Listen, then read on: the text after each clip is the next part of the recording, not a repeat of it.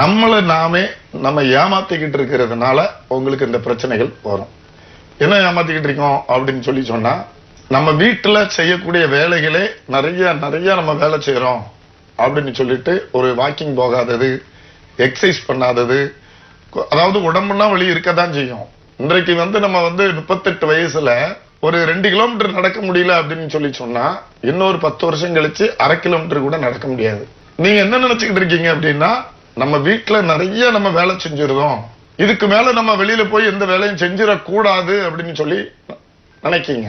அதே மாதிரி பாத்தீங்கன்னா நம்ம எக்ஸசைஸ் எதுவும் பண்ணிடக்கூடாதுன்னு சொல்லி நினைக்கீங்க.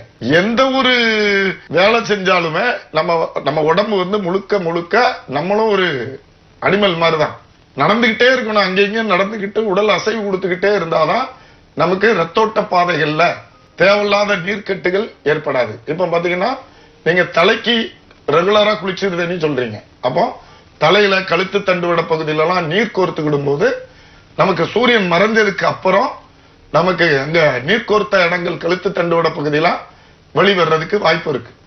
அதுக்காக டெய்லி நம்ம பச்சை தண்ணியில குளிக்க கூடாதா அப்படின்னா குளிக்கலாம்.